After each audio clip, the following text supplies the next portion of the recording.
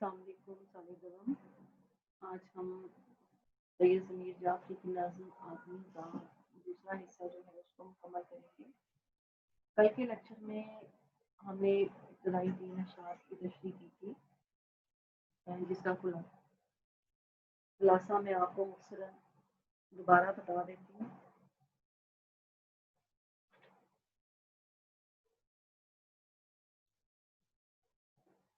ये नज़्म आदमी जो है सैयद ज़मीर जाफ़री की, इस नज़्म में उन्होंने तब्दीली इक़्तिदार के हवाले से माज़ी और हाल का जायज़ा जो है पेश किया है। यानी कि दौरे जदीद के जो लोग हैं उनकी ज़िंदगी के जो मेयार हैं, जो रवैये हैं उनका और माजी के लोगों का यूँ समझ लीजिए कि ये काबिल जायज़ा है। यानी मुआवजा पेश किया गया है कि पहले ज़माने में क्या था कि आदमियत का, इंसानियत का मेयार क्या था, शराफत और अज़मत का मेयार क्या था कि किसी का आला किरदार, आला औसाफ। आजकल लोगों का जो मेयार है वो क्या है? मादियत परस्ती। इन जिसके पास जितना ज़्यादा मालो ज़र है वो उतना ही ज़्यादा काबिल एहतराम समझा जाता है। जबकि माजी के जो लोग थे वो बाइल थे, साहिब शौक थे, साहिब दिल थे, उनके पास खलूस और प्यार जैसे अनमोल जज्बे थे, इंसानियत थी, दूसरों के लिए दर्द था।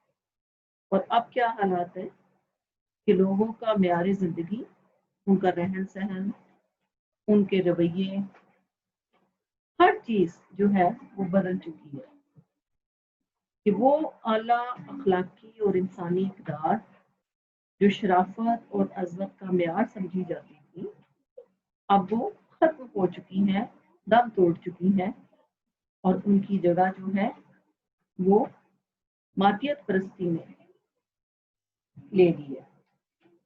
आज हम अगर शेर नंबर 4 इसका देखते हैं।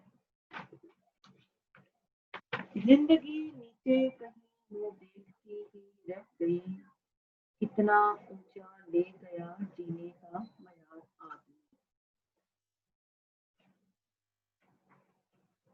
कि इंसान की जो असल जिंदगी है, जो हकीकी जिंदगी है, जो उसकी ज़रूरियात हैं, जो उसके तकाज़े हैं, जो उसके फ़राइज़ हैं, जो उसके मकासद हैं,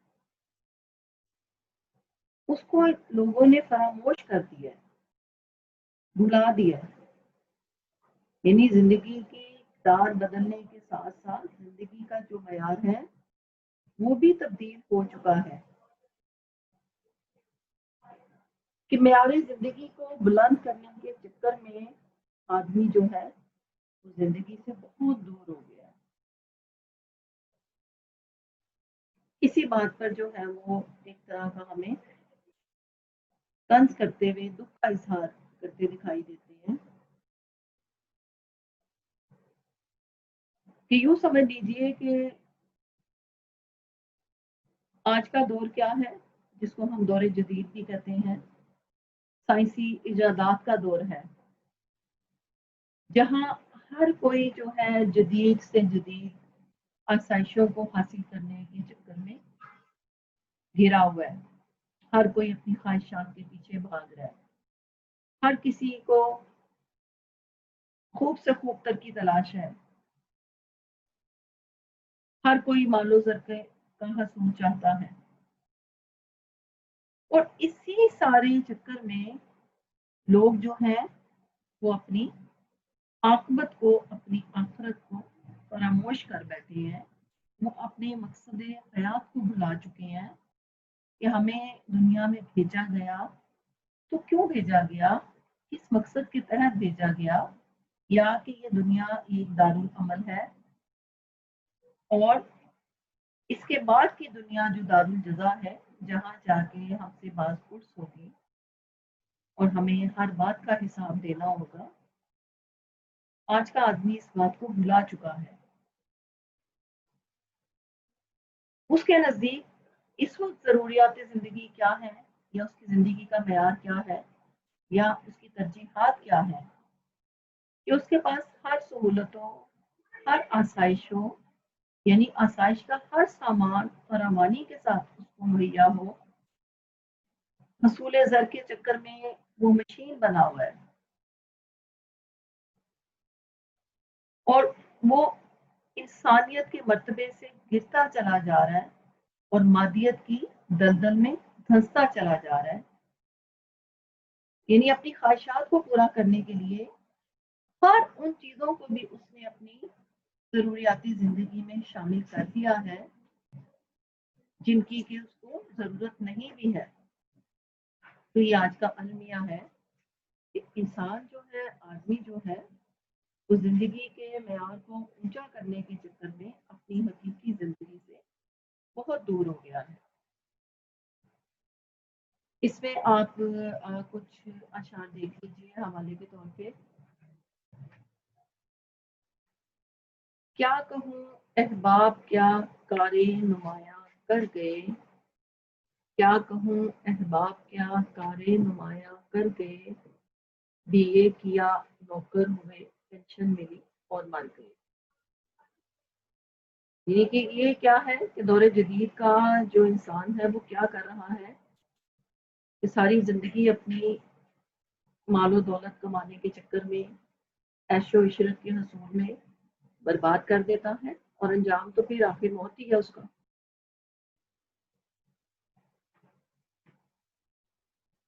بڑھ کے سامان عیش و عشرت کا، بڑھ کے سامان عیش و عشرت کا خون کرتا ہے آدمیت کا. یعنی کہ عیش و عشرت کے سامان تو اس کو سارے چاہیے، چاہے اس کو اپنی انسانیت کا، آدمیت کا گلا ہی کیوں نہ دبانا پڑ جائے. اور وہ اس چیز کو بھی بھول بیٹھا ہے کہ جگہ دل لگانے کی دنیا نہیں ہے، یہ عبرت کی جا ہے، تماشا نہیں ہے. یعنی اسی بات پر جو ہے وہ توجہ دلانے کی کوشش کر رہے ہیں کہ ہم نے ان چیزوں کو، ان غیر ضروری چیزوں کو اپنی زندگی میں شامل کر لیا ہے جن کی کہ قطعی طور پہ ضرورت نہیں ہے. اور اسی غفلت میں جو ہے انسان اپنی ساری زندگی برباد کر دیتا ہے یہاں تک کہ وہ اپنے آخری وقت تک آن پہنچتا ہے. اگلا شعر دیکھیے. عمر بھر صحرا نوردی کی مگر شادی نہ کی، کیس دیوانہ بھی تھا اتنا سمجھدار آدمی. انہی کا شعر ہے کہ کیس جو ہے بنو عامر کا قبیلہ، عرب کا قبیلہ بنو عامر اس کا شہزادہ تھا جس کا نام کیس تھا، جو کہ لیلا کی محبت میں گرفتار ہو گیا تھا. اس وجہ سے اس کا نام اس کی جنون اور دیوانگی کی وجہ سے مجنوں پڑ گیا تھا. صحرا نوردی کا مطلب ہوتا ہے کہ صحراؤں میں پھرنا، صحراؤں کی خاک چھاننا، صحراؤں میں مارے مارے پھرنا. یعنی وہ ساری زندگی جو ہے اپنی صحراؤں میں اللہ کو پکارتا بھٹکتے ہوئے اس نے گزار دی، یہاں تک کہ وہ مر بھی گیا مگر اس نے لیلا سے شادی نہیں کی. یعنی طرز کے طور پہ مزاحیہ انداز میں جو ہے وہ شاعر جو ہے اس بات کو بیان کر رہے ہیں کہ انہوں نے مجنوں کے روایتی کردار سے بھی جو ہے یوں سمجھ لیجیے کہ مزاح کا پہلو نکال لیا ہے. کیا کہ اس کی شادی کو نہ کرنے کو وہ سمجھداری قرار دے رہے ہیں، کیونکہ ظاہر ہے انسان جب شادی کرتا ہے تو وہ ایک طرح کا اپنے آپ کو قیدی بنا لیتا ہے، پابند ہو جاتا ہے. وہ اپنی زندگی جو ہے اس آزادی کے ساتھ یا اپنی مرضی کے ساتھ نہیں گزار سکتا جو کہ پہلے کبھی گزارا ہوتا ہے. اب اس کی ترجیحات ہوتی ہیں، اس کی ذمہ داریاں ہوتی ہیں، اس کے فرائض ہوتے ہیں اور اس کے ساتھ جڑے ہوئے رشتوں کی ضروریات جو ہوتی ہیں وہ اس کو پورے کرنے کے چکروں میں جو اپنی ساری زندگی گزار دیتا ہے.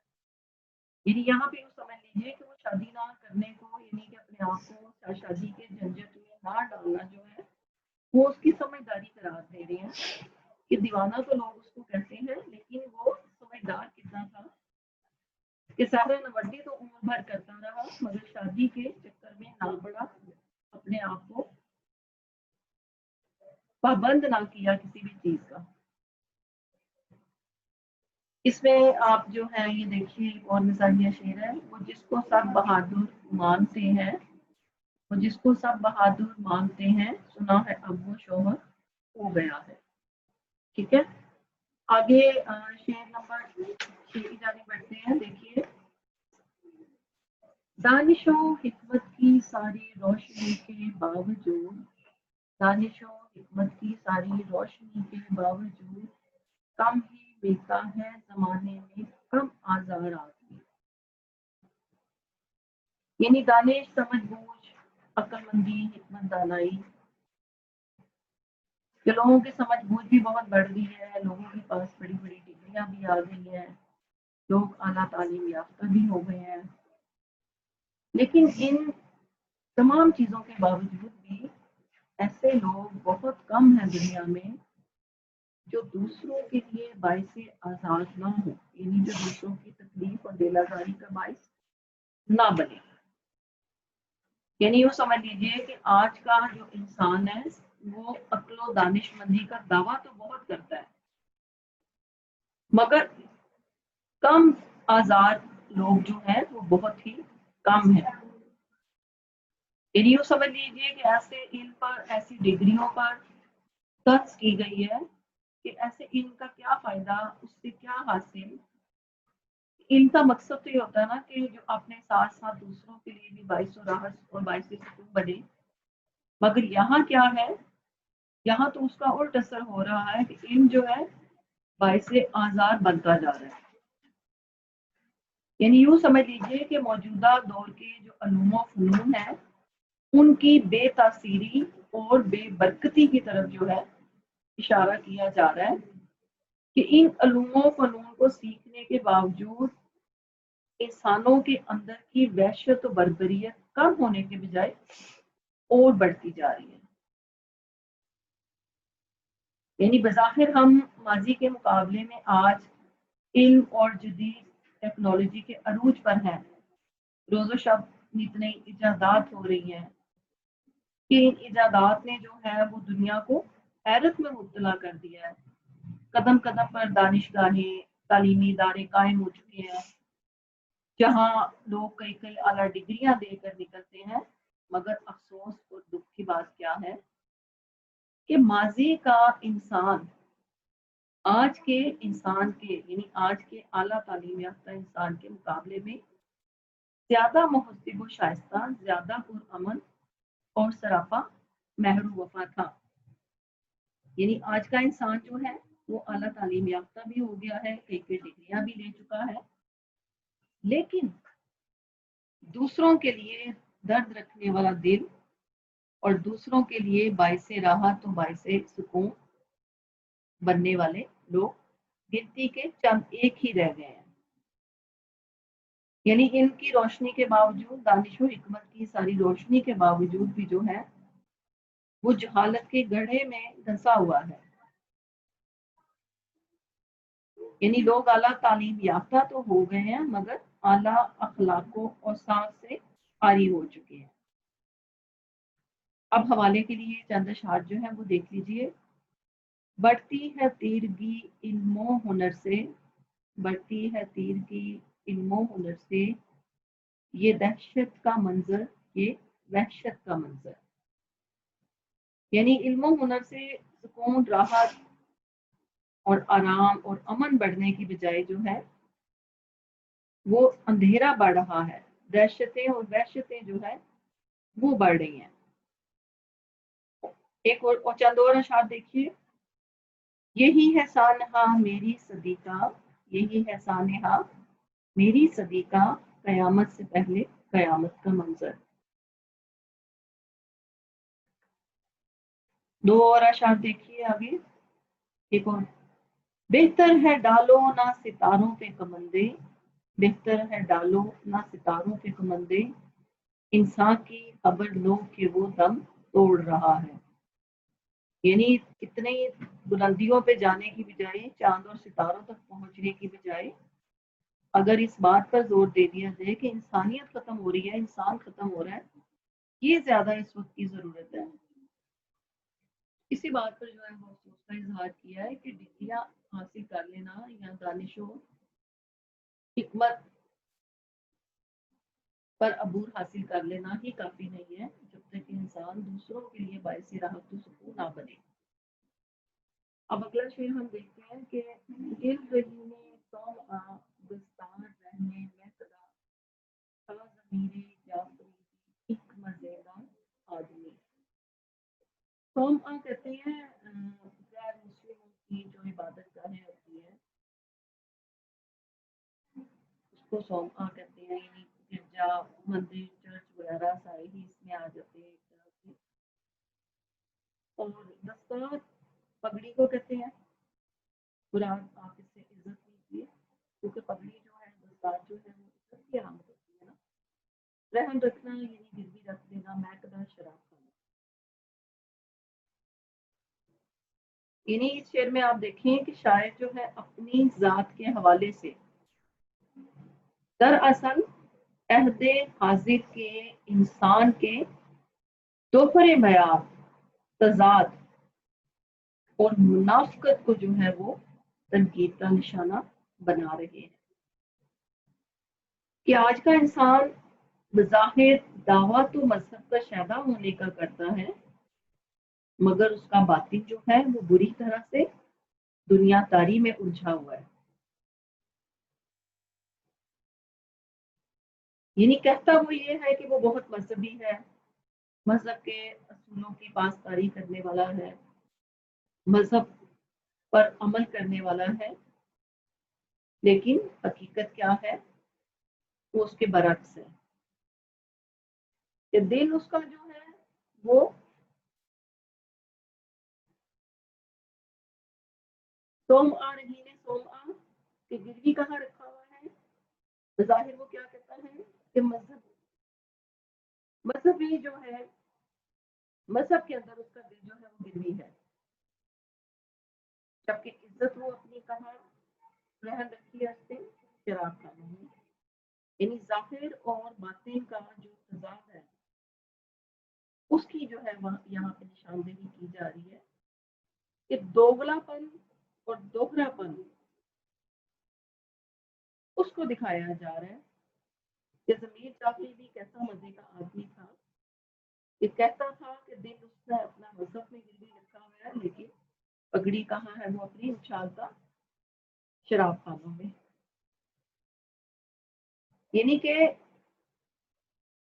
لوگوں نے جو ہے وہ اس حد تک مغربی تہذیب کے دل دادا ہو گئے ہیں کہ شراب نوشی میں ڈوبے رہنا اپنی عزت تک کو ظاہر ہے کہ جب انسان نشے میں دھت ہوتا ہے تو اس کا ذہن اتنا کام نہیں کرتا، وہ حلال حرام کو اچھے برے کی سمجھ کھو بیٹھتا ہے، اس کو نہیں پتا چل رہا ہوتا اس کیفیت میں کہ وہ کیا کر رہا ہے کیونکہ اس کی جو ہے سمجھ بوجھ نشے نے ختم کر دی ہوتی ہے۔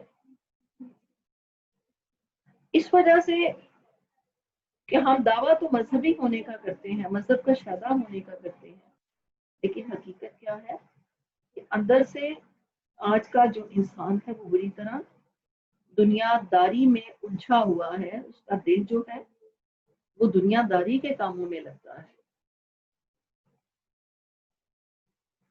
چند اشعار حوالے کے دیکھ لیجئے۔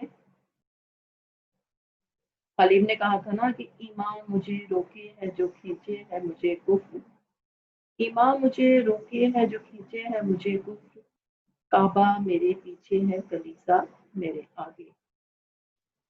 اور اس طرح سے اقبال کی شعر دیکھیے، وضع میں تم کو نصارہ تو تمدن میں ہنوز، وضع میں تم کو نصارہ تو تمدن میں ہنوز، ہے مسلمان جنہیں دیکھ کے شرمائے یہود۔ اور ایک اور شعر دیکھیے، یوں تو سید بھی ہو مرزا بھی ہو افغان بھی ہو، تم سبھی کچھ ہو بتاؤ تو مسلمان بھی ہو۔ یعنی ہم دیکھتے ہیں کہ شعر میں انسانی منافقت، دوگلا پن اور جو دوہرا معیار ہے لوگوں کا زندگیاں گزارنے کا کہ ہم دعویٰ کرتے ہیں اپنے مذہب کے اصولوں پر عمل پیرا ہونے کا اور بسے پردہ ہم الجھے ہوئے ہیں دنیا داری میں، برائیوں میں، خرابیوں میں۔ یعنی ہمارا ظاہر اور باطن جو ہے دونوں میں ہی تضاد ہے، وہ ایک سا نہیں ہے۔ اب آگے आखिरी शेर जो है उसकी जानी पड़ती है, उसको देखते हैं कि आखिरी शेर में जो है, पहले कश्ती डूब जाती थी नजर के सामने, पहले कश्ती डूब जाती थी नजर के सामने, अब गिरेगा बहरे ओकियानों के पार आदमी। यानी कि गुज़िश्ता अशआर में जो हमने देखा है कि माजी और हाल के लोगों का जो तकाबली जायजा शायर ने पेश किया है, तब्दीली मयार और तर्ज़े जिंदगी के जो मयारात हैं, उसके यकसर तब्दीली को जो उन्होंने पेश किया है कि माजी का इंसान कैसा था और हाल का कैसा है, जहाँ उसके रवैयों में, उसके रहन सहन में, उसकी जिंदगी में, उसके तहजीब तमद्दुन में, यहाँ तक कि हुस्न खूबसूरती के मयार में भी बहुत फर्क आ चुका है। जहाँ उसकी जिंदगियां बहुत बदल चुकी हैं, यानी जिंदगी के साथ साथ जो है मौत भी जो है वो भी भयानक रूप अख्तियार कर चुकी है आज के इंसान की।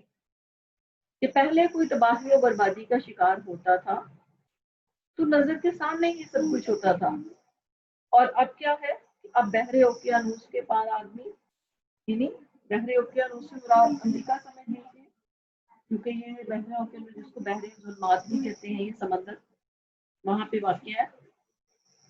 यानी यूँ समझ लीजिए कि जदीद तहजीब के जो मनफी पहलू है ना और उसके नुकसानात, उस पर जो है तर्ज की जा रही है कि जदीद साइंसी इजादात ने इंसान को सहूलियात तो फराहम कर दी हैं, लेकिन उसके साथ साथ उसकी मौत को भी पेचीदा और भयानक बना दिया है।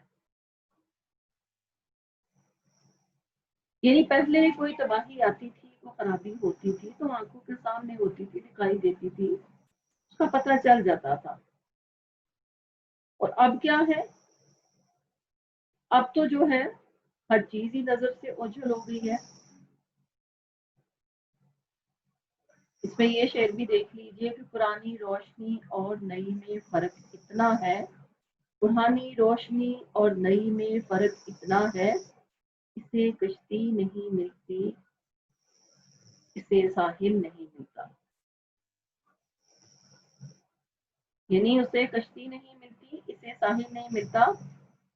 ये दो तहजीबों का फर्क बयान किया गया है कि उसके पास सहूलतें नहीं थी, लेकिन इतनी पेचीदगियां नहीं थी उसकी जिंदगी में। इसके पास सहूलियात तो है लेकिन साहिल नहीं, ये किनारा नहीं इसको मिल पा रहा। कि पुरानी रोशनी और नई रोशनी में फर्क इतना है, उससे कश्ती नहीं मिलती, इसे साहिल नहीं मिलता। इसको दूसरे हवाले से अगर हम देखें, सिर्फ मौत ही के हवाले से नहीं, यानी मौत से मुराद हम अगर तबाही और बर्बादी को भी लें, तो इसको दूसरी तरह से हम जब देखते हैं तो क्या है कि पहले जो लोग थे, अगर उनमें से कोई राह से भटक जाता था, गुमराही का या खराबी का शिकार होता था, तो घर के जो बड़े बूढ़े थे वो उनकी नजरों के सामने ही सब कुछ होता था, उसको रोक टोक करते थे, उसको तबाही के दहाने पर जाने से बचा लेते थे। अब क्या है कि जदीद दौर के जदीद तकाज़े, जदीद तर्ज़ ज़िंदगी, रहन-सहन, इसने लोगों को अपनी इक़दार से, अपने मकसद हयात से, अपने मज़हब से, हर चीज़ से दूर कर दिया। यानी जो जदीद तहज़ीब की जो चकाचौंध है, खोखली जो उसकी रोशनी है, उसने लोगों के रवैयों को, उनके अंदर से मुरव्वत को, एहसास को कुचल डाला है। अब किसी छोटे बड़े की तमीज, इज्जत, कोई फर्क नहीं रह गया। हर कोई अपने तौर पे अपने आप को बहुत बरतर, आला और अफजल समझता है कि हम अपनी अखलाकी इक़दार को, अपने मजहब को, अपनी तालीमात को फरामोश कर चुके हैं। यानी यूँ भी देख लीजिए कि हमारे यहाँ जो है अब अक्सरियत जो है वो अपनी तहजीब, अपना मुल्क, अपना घर बार, खानदान छोड़ छाड़ के माशी खुशहाली के ख्वाब सजाए دیار غیر میں جا پہنچتے ہیں، دوسرے ملکوں میں جا پہنچتے ہیں، اور وہاں جا کے کیا ہے کہ مغربی تہذیب کی جو چکا چوند ہے وہ ان کو اپنے اندر ایسا جو ہے غافل کر دیتی ہے، خود فراموش کر دیتی ہے کہ وہ تباہی کے دہانوں پر پہنچ جاتے ہیں، وہ تہذیبی غلامی کا شکار ہو جاتے ہیں، انہیں پتہ بھی نہیں چلتا کہ وہ کہاں آن کھڑے ہیں۔ جیسے یہ شعر بھی ایک دیکھیے کہ دل کے لیے موت ہے، دل کے لیے موت مشینوں کی حکومت ہے، دل کے لیے موت مشینوں کی حکومت، احساس مروت کو کچل دیتے ہیں آلات۔ تو یہ آج ہم نے سید ضمیر جعفری کی جو نظم تھی اس کو آج مکمل کی ہے، جو کہ ان کی کتاب نشاط تمنا سے دی گئی ہے۔ اب ذرا اس کی مشق پر بھی ایک نظر دوڑا لیتے ہیں کہ پہلا سوال ہمیں جو دکھائی دے رہا ہے وہ کیا ہے کہ سید ضمیر جعفری نے پہلے شعر میں ماضی اور حال کے آدمی کا کس طرح موازنہ کیا ہے۔ تو وہ ہم نے یہی پڑھا تھا کہ ماضی کا جو انسان تھا اس کے پاس دل تھا، علم تھا، محبت تھی، احساس کی دولت تھی، جبکہ آج کا جو آدمی ہے، انسان ہے، اس کا معیار زندگی کیا ہے کہ اس کے پاس مال و زر ہو، اونچے اونچے محل ہوں اور کاریں ہوں، یعنی عیش و عشرت کا سامان فراوانی سے ہو، اخلاقی اعلیٰ اقدار چاہے ہوں نہ ہوں اس سے کوئی فرق نہیں اس کو پڑتا۔ اور نظم کے دوسرے شعر میں شاعر کا کہنا ہے کہ کل بلادی اور گھنی بستیوں میں مشکل سے دو چار ہی آدمی ملتے ہیں، اس سے شاعر کی کیا مراد ہے؟ تو اس شعر میں شاعر کہنا چاہتے ہیں کہ اگرچہ بستیاں آبادیوں سے بھر گئی ہیں، پر ہجوم ہو گئی ہیں، لوگوں سے بھر گئی ہیں، لیکن جن کو انسان کہا جا سکتا ہے، جو اعلیٰ اخلاق کے، اقدار کے، کردار کے مالک لوگ ہیں، وہ چند ایک ہی ہیں۔ یعنی تعداد میں تو اضافہ ہو گیا ہے لیکن معیار ختم ہو چکا ہے۔ اب یہ جو ہے ہماری یہ مشق مکمل ہو گئی ہے، آپ نے اس نظم کو اچھے سے جو ہے تیار کرنا ہے، اس کی تشریح، اس کا خلاصہ امتحان میں جو ہے اس کے لیے امتحانی نقطہ نگاہ سے اس کو دیکھیے۔ اور آج کا ہمارا یہ لیکچر جو ہے